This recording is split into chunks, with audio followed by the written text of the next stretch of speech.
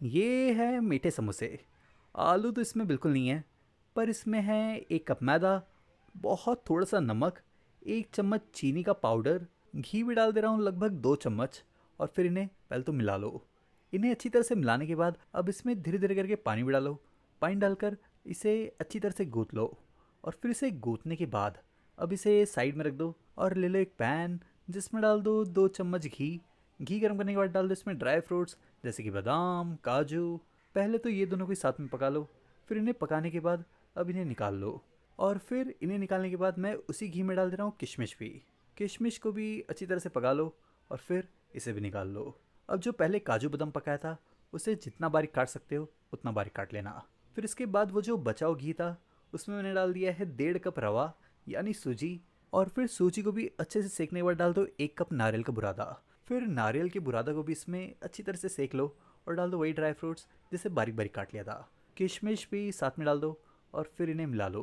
फिर इन्हें अच्छे से मिक्स विक्स करने के बाद अब डाल दो इसमें चीनी का पाउडर 2 कप, या फिर आप अपने टेस्ट के हिसाब से भी डाल सकते हो।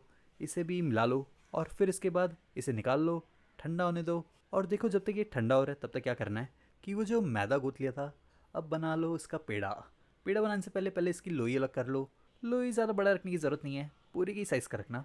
फिर इसकी लोई अलग करने के बाद अब बना लो इसका पेड़ा और पेड़ा बनाने के बाद अब इसे बेल भी लेना है। तो देखो लोई अगर पूरी के साइज़ का है तो इसे पूरी के साइज़ में बेल भी लेना। फिर इसके बाद बीच में से इस तरह से काट लो और अब लगा लो इसके एजेस पर पानी। पानी लगाने के बाद इसे कुछ इस तरह से फोल्ड कर लो और फिर कोन जैसा बनाने के बाद अंदर भर लो फिलिंग। फिलिंग भरने के बाद इसके एजेस पे दोबारा से पानी लगा लो और अब इसे अच्छी तरह से समोसे की तरह पैक कर लो, कुछ इस तरह से। फिर इसे पैक करने के बाद डाल दो इसे सीधा गरम गरम तेल में।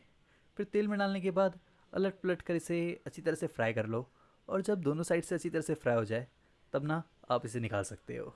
पर हाँ, अभी वीडियो को स्किप मत करना, एक बहुत ज़रूरी काम बाकी है। ले लो 1 कप भर के चीनी और जितना चीनी उतना ही पानी भी डाल दो। 3 इलायची भी डाल दी है और अब चीनी को अच्छी तरह से मेल्ट होने दो, मतलब चाशनी बनाना है।